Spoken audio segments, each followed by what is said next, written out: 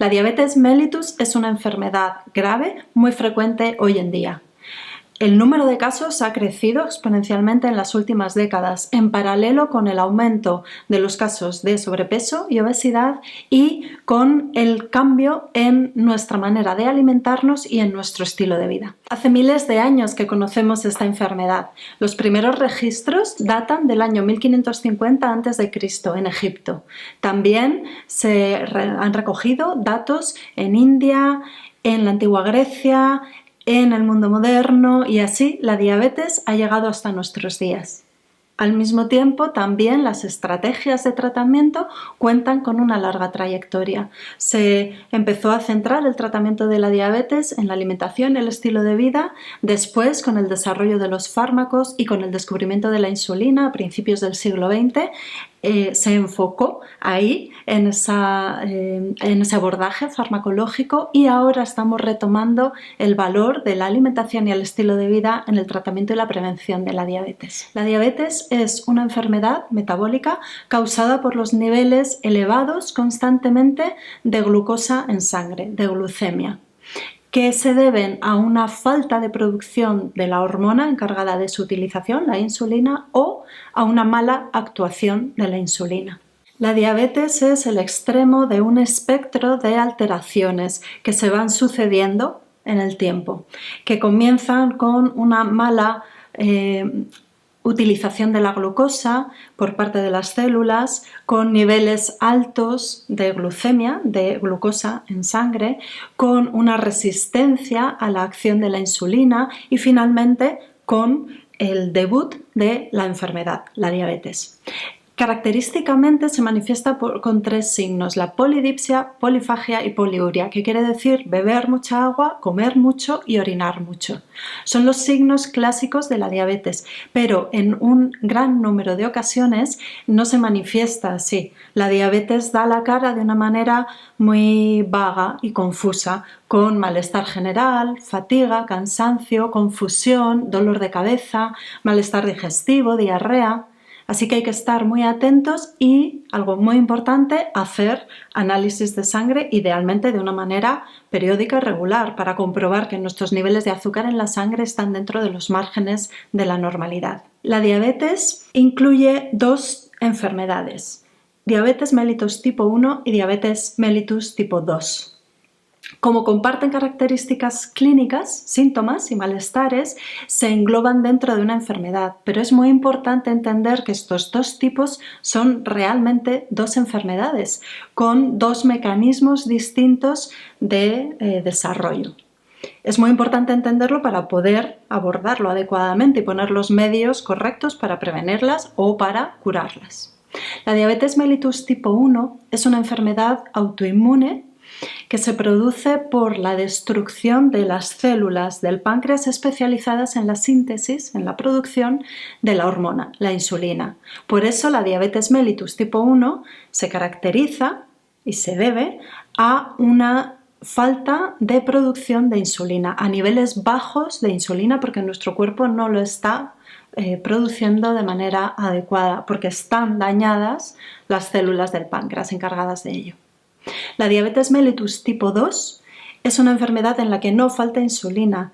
Lo que ocurre es que no actúa correctamente a nivel celular. La diabetes mellitus tipo 2 es una enfermedad por agotamiento del páncreas. Debido a nuestra manera de alimentarnos en Occidente y al nuevo estilo de vida, vamos produciendo un estímulo constante al páncreas diciéndole que debe producir insulina, y eso lleva finalmente a un agotamiento y a una mala función del páncreas y de la insulina. Por las ingestas constantes a lo largo del día, por consumir alimentos de alto índice glucémico y por otros estímulos hormonales y bioquímicos que vamos a ver más adelante en este vídeo, se produce una constante activación de la producción de insulina, que hace que el páncreas se vea sobrecargado de trabajo y al mismo tiempo que las células en las que debe actuar la insulina no respondan adecuadamente. Es algo así como que el exceso de ruido acaba volviendo sordas a las células.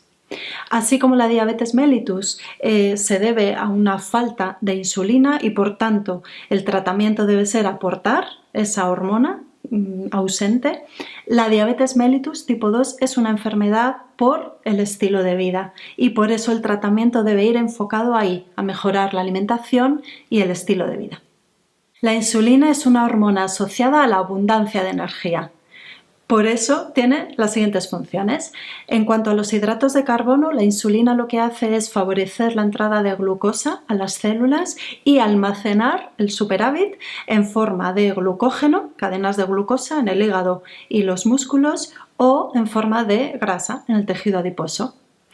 Con respecto a los aminoácidos, favorece la entrada de los aminoácidos al interior de la célula y la síntesis, la fabricación de proteínas. Con respecto a las grasas, la insulina tiene esta misma función, guardarlas, conservarlas, evitar que se degraden, evitar su combustión. Y con respecto al crecimiento de forma sinérgica, es decir, solapada, sumando sus mecanismos, la insulina con la hormona de crecimiento favorecen el crecimiento muscular y el desarrollo. ¿Qué le dice al páncreas que debe producir insulina?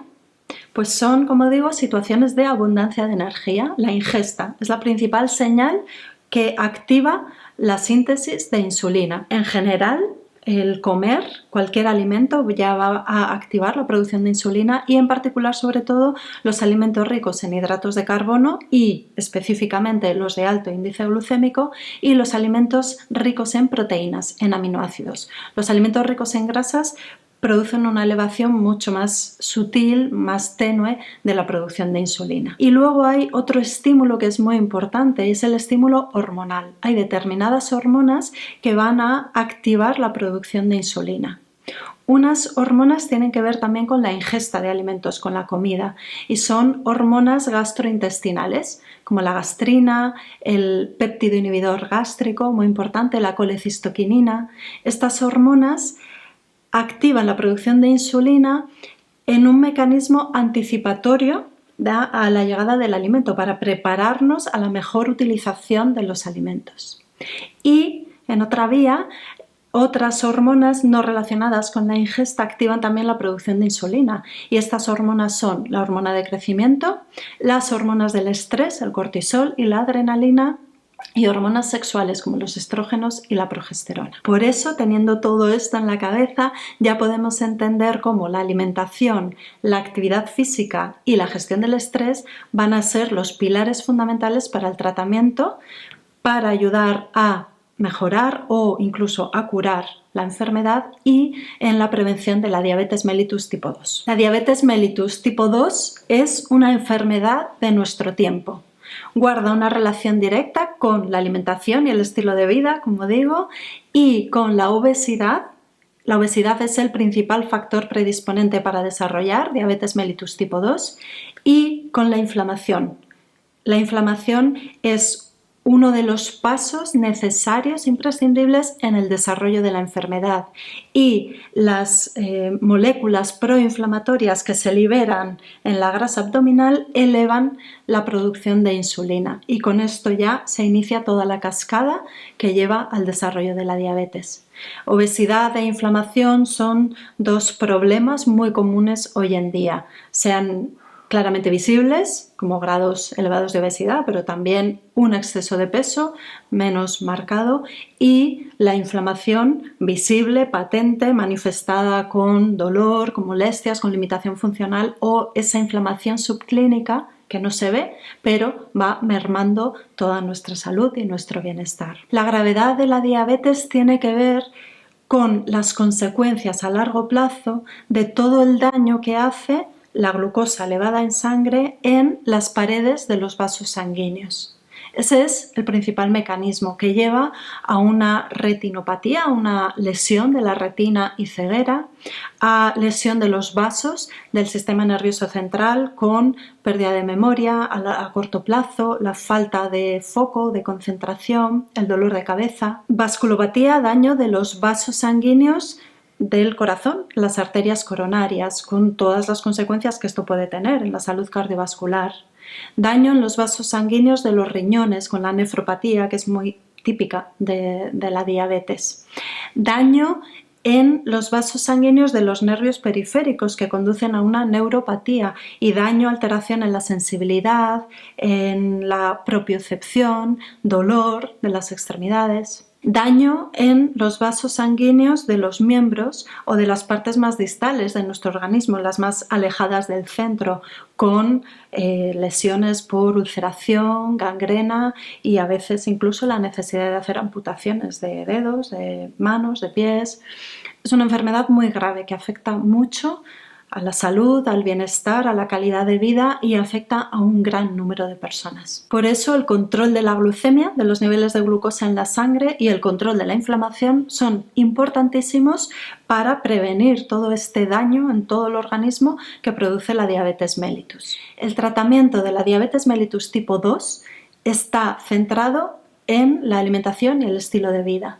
La nutrición, el ejercicio físico y la gestión del estrés han mostrado los niveles más elevados de evidencia científica con los menores efectos dañinos o colaterales. Son los pilares, las tres patas sobre las que se debe apoyar el tratamiento de la diabetes mellitus tipo 2. Respecto a la alimentación, el objetivo va a ser tener un buen control de la glucemia, del nivel de glucosa en sangre y con ello de los niveles de insulina, hacer un buen control de peso, perder peso si hay sobrepeso u obesidad o mantenerse en el peso adecuado para la estatura y controlar la inflamación. Esto es importantísimo. La mayoría de las personas con diabetes y de las personas de su entorno cercano saben que no deben comer dulces y tienen que evitar el azúcar, la bollería, los bombones, los caramelos. Lo que deben entender es que es imprescindible evitar los alimentos de alto índice glucémico, que incluyen esos dulces, pero incluyen también el pan blanco, la pasta, las harinas refinadas, otros edulcorantes, aunque no sean el azúcar, los edulcorantes químicos, la sacarina, o por ejemplo, mucho cuidado con esto, las tortas de arroz inflado. El arroz integral tiene un índice glucémico medio, pero en el proceso de elaboración de esas tortas, con el inflado del grano del arroz, se eleva mucho el índice glucémico. Así que lo mejor en estos casos es tener tablas de índice glucémico y guiarse por ellas, evitando siempre los alimentos de alto índice glucémico. Esto es importante para todos, pero bueno, en especial para las personas prediabéticas o ya con diabetes manifiesta. El tipo de dieta que conviene para todos también en general y en específico para las personas con diabetes mellitus tipo 2 es una dieta de bajo índice glucémico, una dieta tipo low carb con un bajo contenido en carbohidratos, tipo cetogénica, va muy bien en estos casos, que incluye ayuno intermitente, que es un gran regulador de la insulina y de la respuesta celular a la insulina, un tipo de dieta antiinflamatoria, importantísimo también, y apoyado en un buen contenido en verduras, en frutas de bajo índice glucémico, en hortalizas, que incluya semillas y frutos secos que aportan ácidos grasos muy saludables para los vasos sanguíneos, que incluya proteínas de alto valor biológico. En síntesis, un tipo de dieta mediterránea con esos puntos clave del control del índice glucémico y la inflamación, y también que cuide los horarios en los que hacemos las ingestas. Por un equilibrio hormonal de la insulina, lo mejor es hacer la comida más fuerte a mediodía, en torno a las 2 del mediodía de la tarde, y una cena ligera y temprano, antes de las 8 de la noche. Y para quien esté entrenado en esto, se quiera animar y pueda y lo tolere bien, saltarse o siempre o en ocasiones el desayuno para prolongar el ayuno fisiológico del sueño. Hay algunos alimentos específicos que pueden ayudar mucho en el caso de la diabetes mellitus tipo 2, como son por ejemplo el ajo y la cebolla. Además de facilitar la digestión de otros alimentos, el ajo y la cebolla ayudan a reducir la glucemia, los niveles de glucosa en la sangre, y además ayudan a controlar la presión arterial y los niveles de triglicéridos y colesterol en la sangre, que son factores de riesgo para la salud cardiovascular, que es la más desprotegida en caso de diabetes, el lugar más vulnerable de la enfermedad. Va muy bien también el té, específicamente el té verde, porque todos los antioxidantes del té verde ayudan también a proteger a los vasos sanguíneos, y además el té ayuda a potenciar la salud de nuestro sistema inmune. El café, muy interesante porque ha demostrado reducir las tasas de diabetes mellitus tipo 2. Es una bebida que ayuda a mejorar los beneficios de una dieta tipo low carb, cetogénica, el ayuno intermitente y además que en concreto para esta enfermedad actúa como un escudo protector. Muy interesantes, muy importantes para las personas con diabetes mellitus tipo 2, los alimentos ricos en ácidos grasos esenciales. El aceite de pescado, el pescado, específicamente el azul, de tamaño pequeño, de aguas frías, las semillas, los frutos secos, los aceites, las aceitunas, el aguacate. Y hay un alimento menos conocido, menos empleado, que es la stevia, que puede ser muy interesante en estas personas. La stevia es un endulzante, se utiliza para dar dulzor a los alimentos. Lo mejor es evitar endulzantes artificiales y naturales porque tienen un alto índice glucémico. Pero para quien quiera añadir un toque dulce a su café, a su té, a una infusión, una buena opción en el caso de la diabetes es la stevia, porque no solo no es perjudicial, sino que ha demostrado ayudar a controlar los niveles de glucemia en la sangre. Tradicionalmente se han recomendado ciertos edulcorantes para las personas con diabetes que supuestamente podían tolerar mejor, la sacarina y la fructosa. La recomendación es que lo evitéis. La sacarina ha demostrado tener un poder cancerígeno, así que es mejor eliminarla de nuestra dieta. Y la fructosa no es conveniente para las personas, bueno, en general, y en particular para las personas con diabetes, porque de nuevo produce una elevación de glucemia, de glucosa en sangre, aunque no se produce un pico tan acusado como con el azúcar común, la sacarosa, pero tiene un inconveniente muy grave y es que en las personas con diabetes la fructosa, que se emplea como endulzante, que no es la que procede de la fruta, es una fructosa que se elabora en laboratorio, esta fructosa ha demostrado acelerar el desarrollo del daño en los vasos sanguíneos. El segundo pilar en el que debe apoyarse el tratamiento y la prevención de la diabetes mellitus tipo 2 es el ejercicio, la actividad física. Ha demostrado el mayor nivel de evidencia científica a la hora de mejorar esta situación. El ejercicio físico debe incluir la parte de movilidad, los famosos 10.000 pasos al día, movernos, caminar, pasear, a quien le guste correr, bailar, todo aquello que conlleva el desplazamiento y el movimiento del cuerpo. Eso va a mejorar mucho nuestra salud cardiovascular y además ayuda a controlar los niveles de glucosa en la sangre. Y también debe incluir el trabajo de fuerza, la musculación, el trabajo con pesas. Cuando ganamos masa muscular, estamos mejorando la respuesta del organismo a la insulina y mejoramos la tolerancia a la glucosa. Son aspectos muy importantes. Además, la actividad física ha demostrado ser también un mecanismo regulador muy potente del control de peso. Así que por todos estos mecanismos, la actividad física debe ser una de las patas fundamentales de nuestro tratamiento. Y por último, el estilo de vida, la gestión del estrés, es la tercera rama de este pilar de tratamiento que ha demostrado tener la máxima evidencia científica con el menor daño asociado. Las hormonas del estrés, la adrenalina y el cortisol, elevan la glucosa en la sangre, la glucemia. Por ello son otra señal activadora de la producción de insulina que va a poner en marcha toda esa cascada de eventos que llevan finalmente a la resistencia a la insulina y a la diabetes.